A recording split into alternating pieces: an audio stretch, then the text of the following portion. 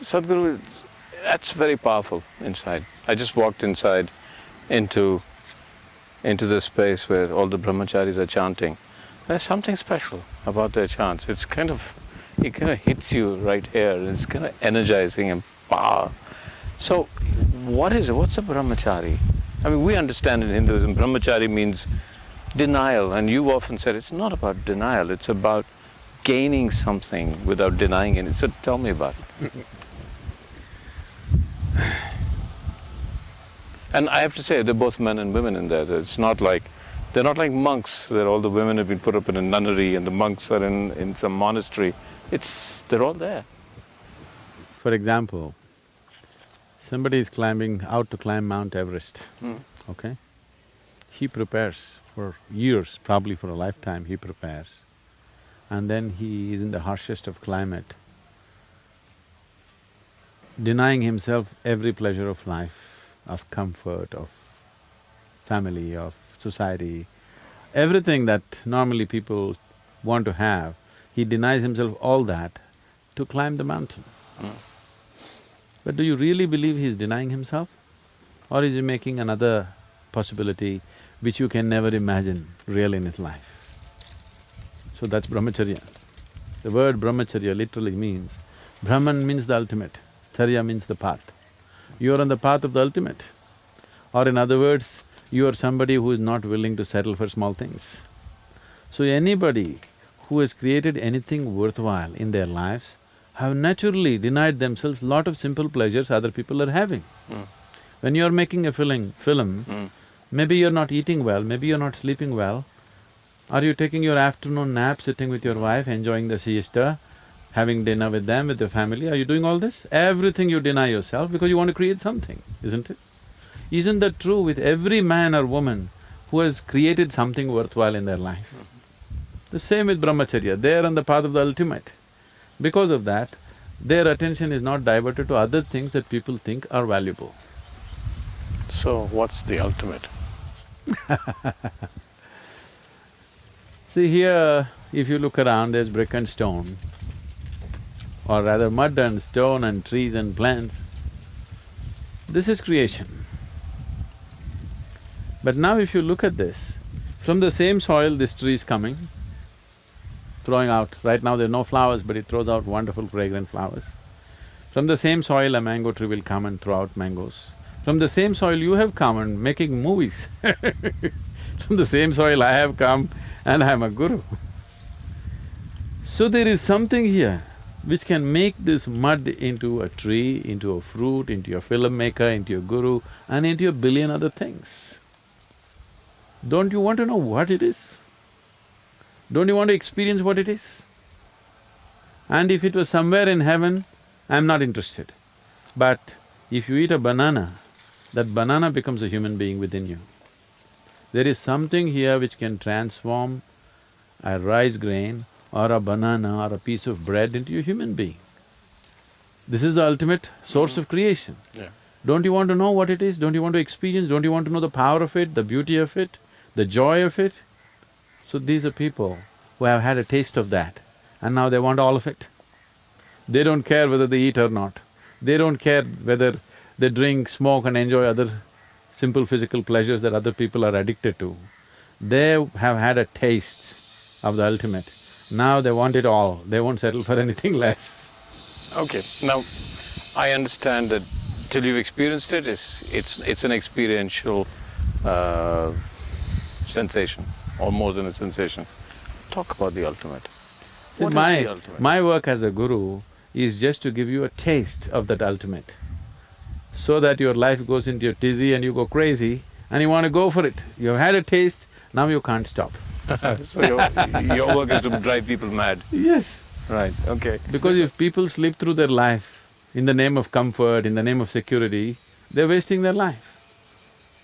They must go all the way. This is not my desire, it's their desire also, because today you have a desire to fulfill this. If that happens, you want the next one and the next one and the next one. If you carefully look at your desiring process itself, you will see you are not willing to settle for anything limited, isn't it? There is something within you which doesn't like boundaries. There is something within you which is longing for the ultimate always. So this is not my idea, this is not my philosophy that you should seek ultimate. You're anyway seeking ultimate in unconscious ways. I am saying, if you seek in unconscious ways, you'll always remain frustrated and the chances of finding it are remote. It's better to seek what you want in a conscious way, in a focused way. So brahmacharis are those people, they're also seeking just what you're seeking, but they're seeking it 100% consciously. So, what is the ultimate? Is there other words? I mean, I'm looking for words. What is ultimate? See, whatever we look at, we can only look at the way you understand it right now, okay? If I say something which is not in your understanding, now I'll be compelling you to believe me or disbelieve me.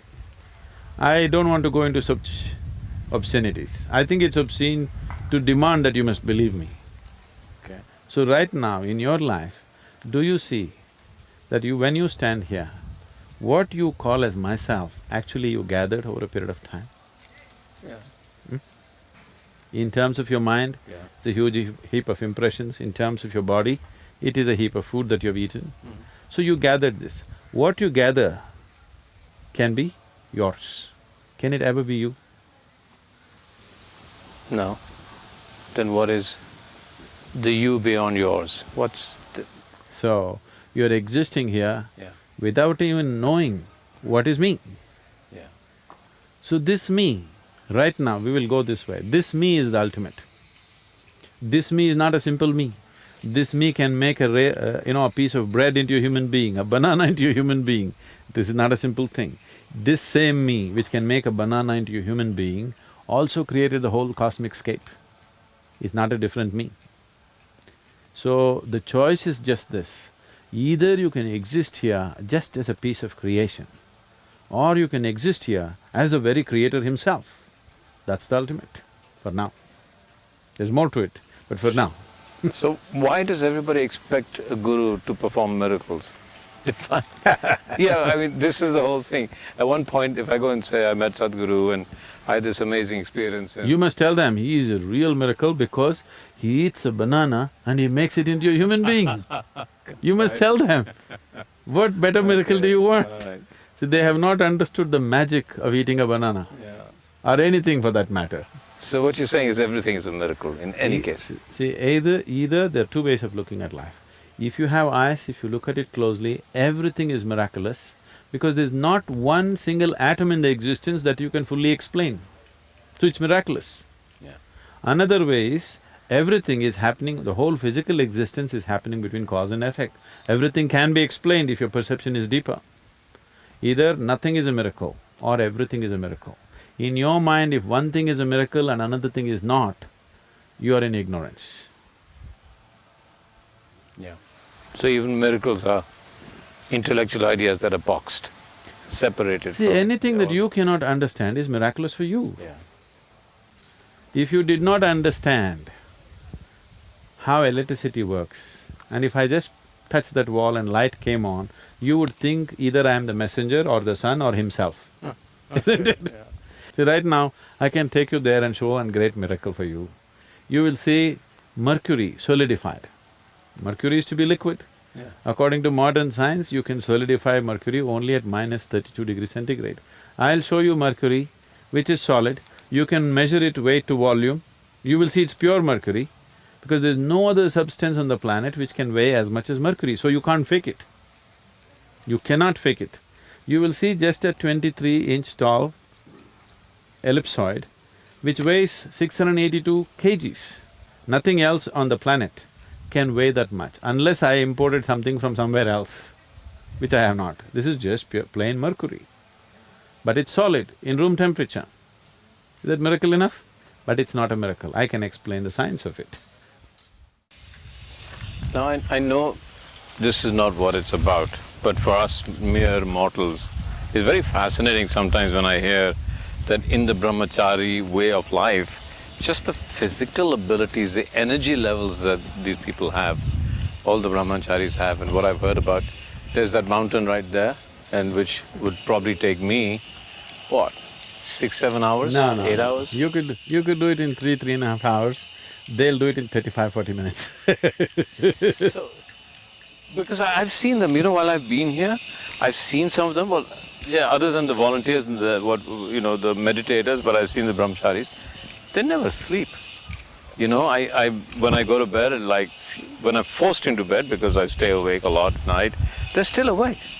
And then when I come in the morning, they're like as fresh as anything, teaching us yoga, working, walking, working everywhere. And then I try to play football with them. And they're the most energetic football players. I mean, okay, so they're younger than me, but I've seen football players, the kind of energy they exhibit without sleep, without rest in this brahmacharya. And then I saw one of them eat, and I said, "What are you eating?" And he said, "Well, it was just soup and a few grains, and that's all they were eating." So tell me, what is it? Tell me about that energy that comes from this way of life, the way of lifting your energies. What does it do to you physically? See, the energy that you have right now is not all about the food that you eat. Sunlight, air and water you drink is actually contributing for more than 60% of the energy that you have. Yeah. I think there is a whole misunderstanding. I know if I say this, it would be very, very controversial because humanity has invested so much in the other direction. We are always thinking of energy as nourishment, food nourishment. People are constantly calculating how much iron, how much magnesium, how much this, how much that. And every day there's something new. Yes, I'm not saying that's not needed. Definitely that's the chemical ingredient of the body, it needs to be taken care of. I'm not trying to belittle the nourishment. Nourishment is definitely needed. But that is not going to determine the energy levels that you have. And your ability to transform what is food into what is a human being and what is energy and consciousness is what makes you who you are, your ability, the efficiency. Now, every machine that you create, you are no more just trying to create big machines, you're always thinking about being energy conscious, isn't it? Now, you are driving an Ambassador which was giving you 4 kilometers per liter, it was okay. Now it is a crime. Because you understand this is not the way to live. Now today you want 40 kilometers out of a liter. So it's a question of energy efficiency. So, brahmachari is into various types of sadhana, certain internal maintenance of the system. The way it is managed is, nothing is wasted. It is very eco-friendly, very, energy-conserving methods through which you generate a huge amount of reserve energies within you. You don't sleep, you don't eat, it doesn't matter. If I don't sleep for 3 nights, you will still not see any difference in me, I'll be carrying on. This is not some superhuman. See, first of all, we need to understand this. This is not about being superhuman. This is about realizing that being human is super. Being human is not a simple thing, it's a tremendous thing. So right now all the symbolism you see, Shiva always has snake on top of his head, this is to indicate, see, snake is seen as the fundamental energy. Kundalini is symbolized as a snake in India, in the yogic systems. So tell us why, because in the West, snake is something threatening and almost evil. Because it has this kind of sometimes sexual connotation, sometimes evil connotation. So the first aspect is, the snake, Shiva is not holding at his feet, on top of his head. This is to indicate that his energies have reached the peak, okay? That is the essence of asceticism, that his energies have hit the peak. Energies have hit the peak means his perception has also hit the ultimate. That is why the snake on top of the head and the third eye are symbolic. You understand?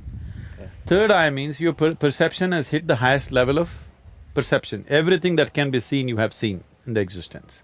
That is mainly because you are energized in the highest possible way. If your perception has to evolve and enhance itself, the most important thing is your energy has to evolve and enhance itself. So the whole sadhana that the brahmacharis are doing and all the yoga practitioners are doing is to evolve, refine their energies in such a way that their perception is enhanced and the third eye opens. Third eye opening does not mean you'll have a crack in your forehead. Okay. It just means that your perception has gone beyond the dualities of life. You're able to see life just the way it is, not the way it is necessary for your survival. You're able to see it just the way it is. So about the snake, see, Even according to the Christian, whatever, what do you call that theology, Adam and Eve, first man and first woman were there, that is the story. Even if you go by that story, they were a dumb couple. They didn't know what to do with each other. Yeah. All right? Okay. So the snake came and made them eat the fruit of knowledge. Yeah. Anybody who makes you eat the fruit of knowledge, is he evil or divine, tell me? Yeah, I would say that's divine. And by eating this fruit of knowledge, life got initiated on this planet. The whole life process became possible only because of the snake tempting Eve to eat the fruit of knowledge and share it with Adam. Only one who is out and out against the fundamental processes of life can and will say snake is agent of the devil. Yeah. One who initiates life has to be agent of the divine, isn't it? Yeah. So here we always saw the snake as the agent of the divine. There is no temple in India without a snake. Somewhere there will be a snake to indicate this is the agent of the divine. And above all, Shiva keeps it on top of his head, not at his feet, not somewhere. A crawly creature on top of his head because to indicate that this is what initiated the life process. Religion and spirituality, you keep saying it's two separate things. Religion is See, we do not know what's religion in this part of the world. We have no religion here. Because here, in India, for example, there are 36 million gods and goddesses, okay? Yeah. As if that's not enough, see, now I'm creating a new one. Yeah. Everybody's excited, Sadhguru is going to create a new goddess. He's going to give birth to a new goddess, everybody's excited. Any other part of the world, they would have killed me. Isn't it? New goddess That's the whole thing, because here we clearly understood God is our making. Yeah. Everywhere else they propagated, you are God's making. No, the way you think about God, the way you project God is essentially our making, isn't it? Yeah. Yes, there is a fundamental force, but all other aspects are our making, isn't it? Yeah. So, we made it in every possible way we like it. 36 million, I feel is not enough. I feel every human being should make his own God, the way he can relate to. The problem is, people want to organize this and run a huge setup of power. So, talking about one and rallying the whole world behind that one God has become an important thing. If all of us had our own gods made by us as we can relate to, you could never organize it. Yeah. So, God becomes your fingerprint, each one different. Yes.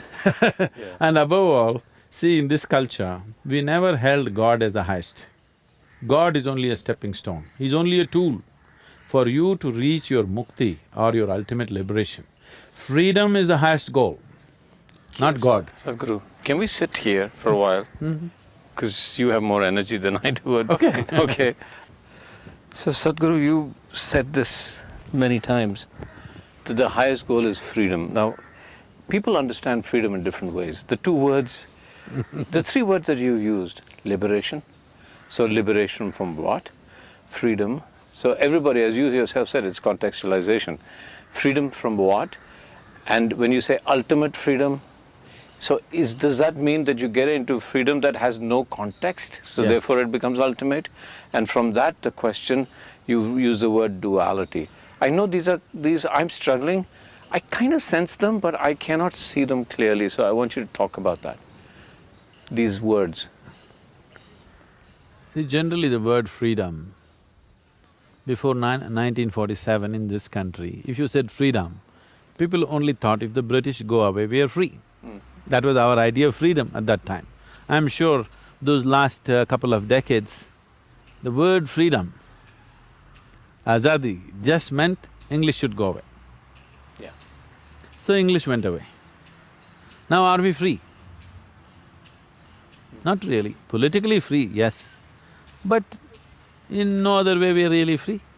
So, freedom may mean different things to different people depending upon the context of their individual life at a certain moment. But essentially, do we understand that we are living within certain limitations of life? Leave the political, economic and other aspects of freedom. Just as a human being, just as a piece of existence, do you see you're a limited entity? You're a limited boundary, isn't it? Yeah.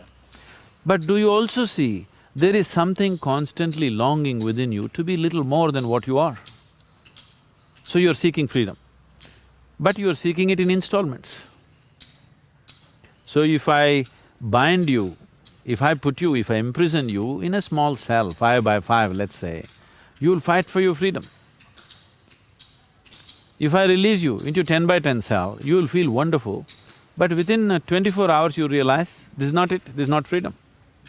If I release you into a larger compound and say, you are free, do what you want here but you can't go out, once again, the moment you feel the boundaries, you want to break that. So however big the boundary I set for you, the moment you are able to feel the boundary, when you don't feel the boundaries, you think you're free. But the moment you feel the boundaries, you want to break it. So there is something within you which cannot stand boundaries. Or in other words, there is something within you which wants to become boundless.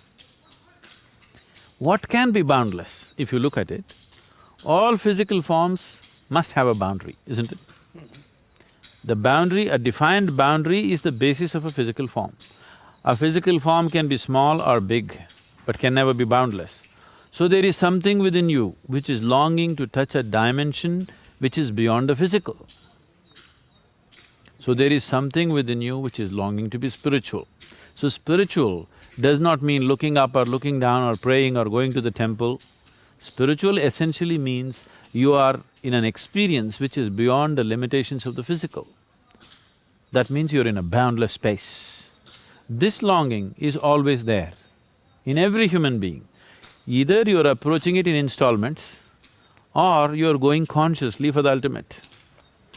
So why in my mind is the ultimate so blurred? Why can't… I mean, I can imagine, you talk about a cage and you talk… the moment you talk about measurement, I can see it. You say you're imprisoned by this galaxy, I can somehow say, okay, it's a galaxy. Now you talk about being imprisoned by nothing. This concept of being boundlessly free sounds brilliant, so just talk to me about it. How do I aspire to something that I'm unable to imagine? That's why you never aspire to something that you're unable to imagine, that you do not know. If you want to become free, you never think of freedom, because freedom is just an idea. It doesn't exist. It is just an idea which has no substance in it. So when you want to become free, you don't think of freedom. You only look at the ropes which are binding you. You cut these ropes which are binding you, there is some sense of freedom. Then you realize there's another set of ropes binding you. You cut that, there is freedom. But then you notice there's another set. It doesn't matter how many sets of ropes are binding you, there must be a place where if you cut enough of them, nothing binds you, right? There may be… the number may be big, but still it cannot be innumerable, isn't it? It cannot be infinite. Only freedom can be infinite. Bondage has to be limited. The very nature of bondage is limited, isn't it? Limiting is bondage. So bondage cannot be limitless, only freedom can be limitless. This is not all semantics and ideas.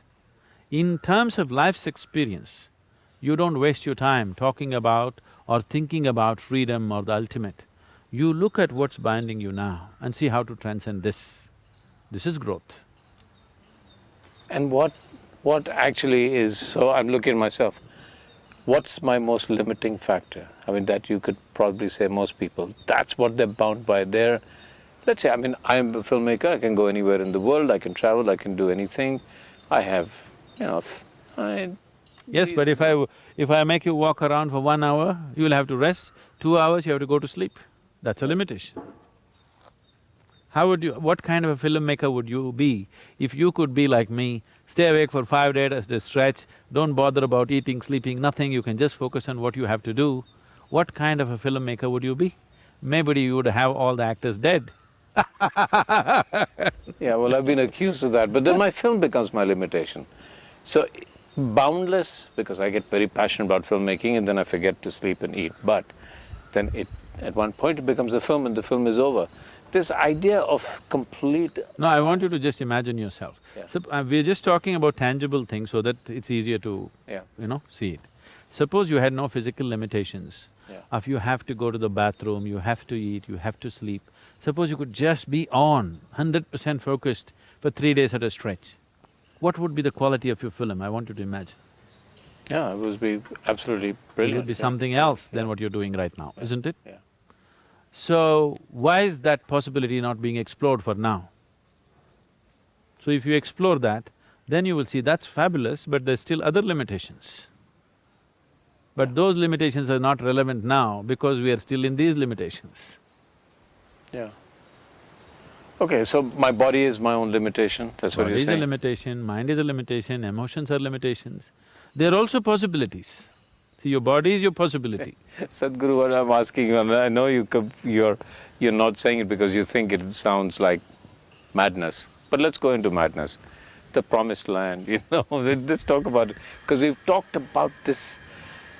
We've talked about in the context of Shiva, we've talked about in the context of absolute freedom, we've talked just in terms of absolute, we've talked about you have to overcome duality. What's there? I know it's difficult, but if I was going to convince my friends to follow It's not this path, difficult, it could be… what's in your there? present context, it could be scary. Okay, See, even right if it's now, scary. for example, when we say Shiva, Yeah. most people, everybody can look at Shiva the way they want it. That's why all these many forms. Shiva is a Bholenath, an innocent child, you can play with him whichever way you want. He's a fiery god, he's a Nilakanta, he's Sadashiva, he's a million other things. Why all these things is, so that everybody can relate to it as they want. But essentially what the word Shiva means is, that which is not. That which is creation, that which is not is Shiva. So what is it that which is not? Why are we looking at that which is not? Well, that which is not is the basis of creation. It is the empty space of the existence which is the womb of creation, isn't it? So we say Shiva is the basis of everything. This is just the ultimate physical sciences. Let me not use the word ultimate. The highest level of physical sciences expressed in a beautiful dialectical format. So Shiva is that which is not, that which is still and that is not. Out of that pops out creation, because he came in touch with a certain energy which we are referring to as Shakti. Whenever Shakti just passes by, boom, he roars. You call it a big bang, we call it he rises as Rudra, he roars and he creates his first form, which is an ellipsoid, from that springs all creation. Well, the physical sciences are 100% in agreement with this today. You're saying it's a dark energy. Shiva has always been referred to as the dark one. So what you're referring to as Shiva is just that which is not. We are not talking about a god who is sitting up there. But why the form? The form is because the first yogi is also called Shiva because he realized Shiva. What is perceived and the one who perceives it, we don't see any difference between the two. So when we say Shiva, one moment we'll be talking about the first yogi, the Adi yogi whom we worship for all the knowledge he's given us. And that aspect of Shiva which is limitless, boundless, nothingness, we are seamlessly moving from this to that because that is what a dialectical culture is. That's how life is. Life is constantly flowing from logic to illogic, illogic to logic, masculine to feminine, feminine to masculine. People who think their lives out, they're always in conflict, they're not able to figure what's the nature of life, they're not able to experience life because they're trying to stick on to one thing. This is like you stand on the right bank of the river and you think the left bank is wrong. If you try to eliminate it, you'll eliminate the river and the right bank. Life is happening not separately, it is all happening in, it's all entangled in each other. Entangled is not the word, it's intermingled with everything and everything. So, the whole culture evolved like that.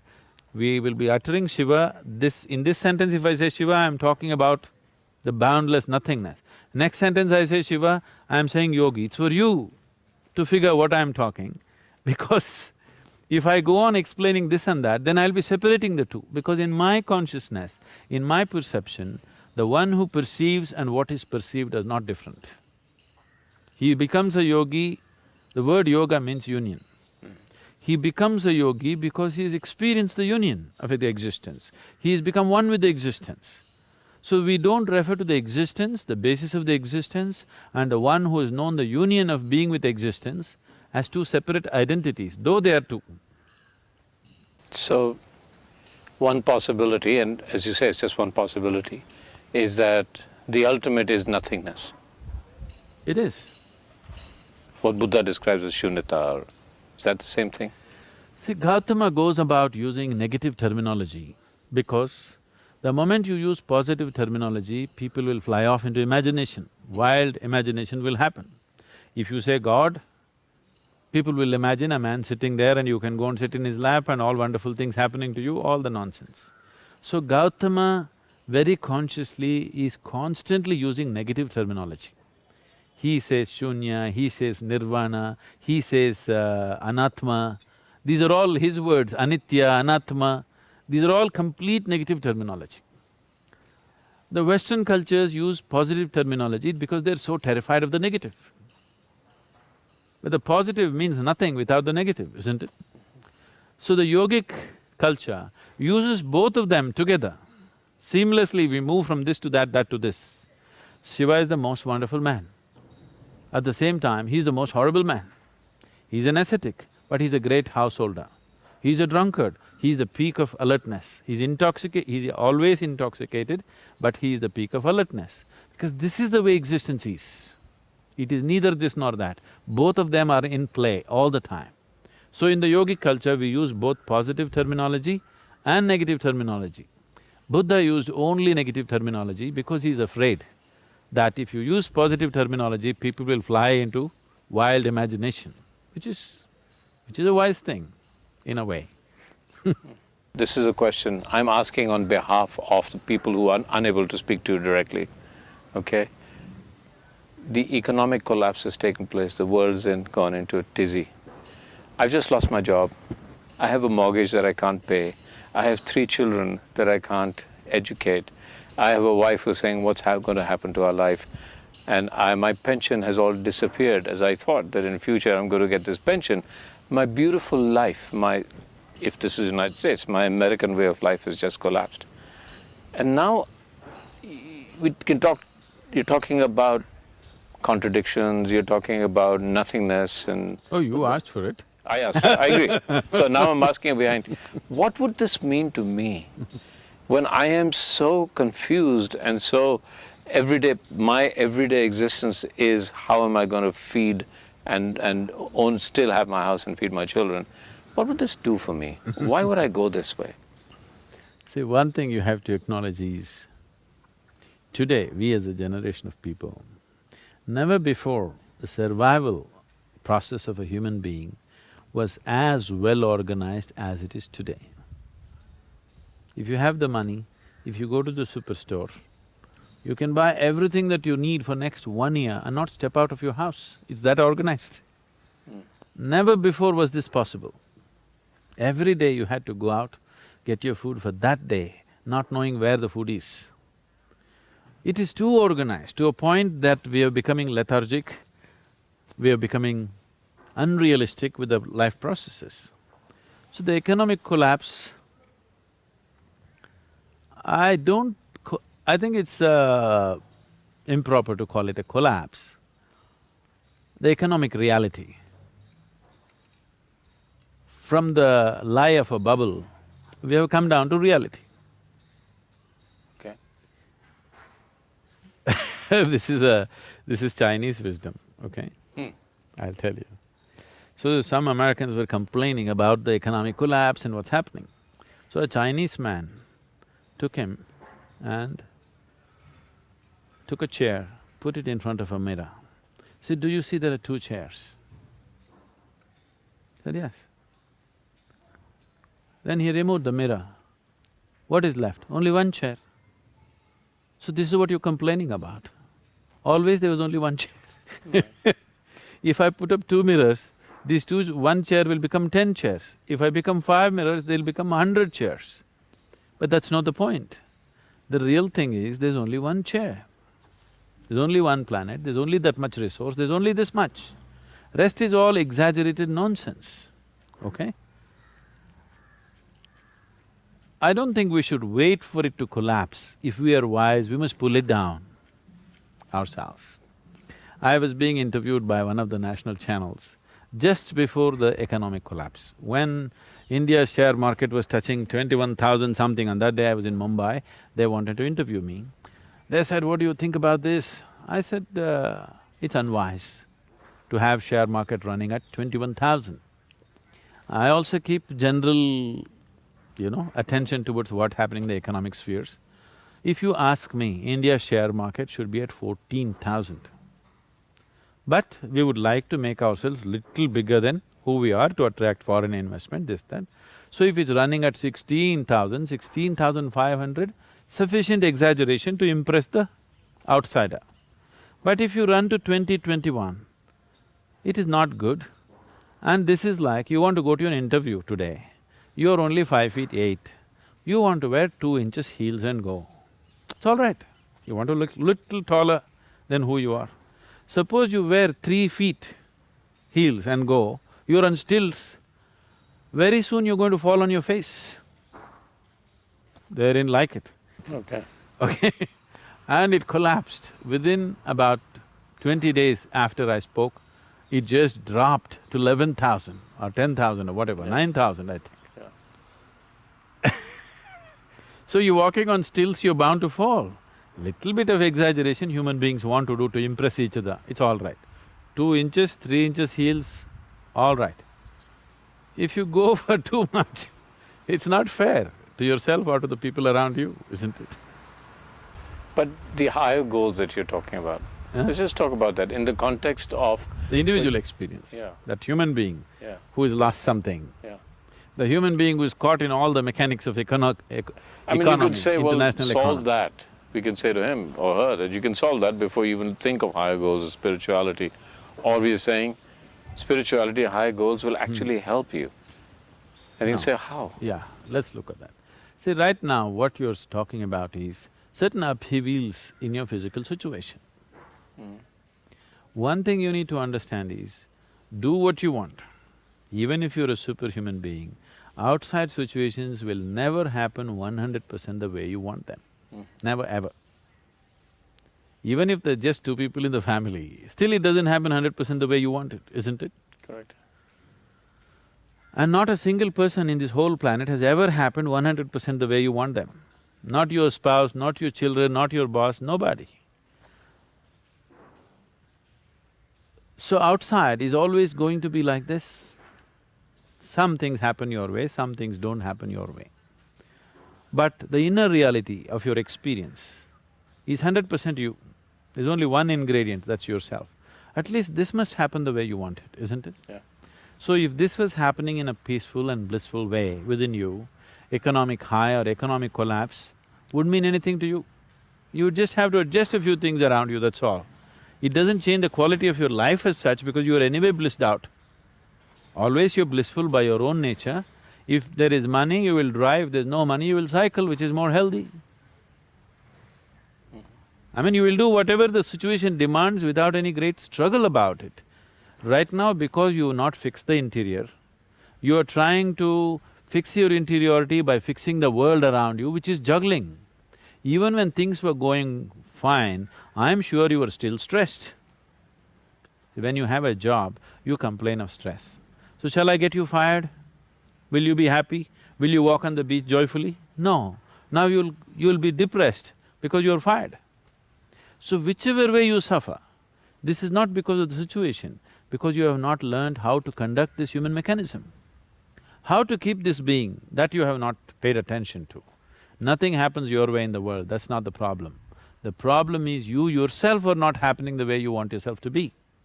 If you did happen the way you want yourself to be, for sure you would keep yourself blissful and wonderful, isn't it? Outside would be just a play. You conduct it to the extent you can conduct it. Never before another generation of people have known these kind of comforts and conveniences. You are living better than your father, your grandfather, anybody. Unless your grandfather was a Maharaja or something, definitely you're living better than your father and grandfather, but you're still complaining. because it's not happening the way you think it should happen. So, if it happens any better than the way it is happening right now, your economy, you'll have no planet left. I'm glad economy has collapsed, because ecology will improve when economy collapses. Right.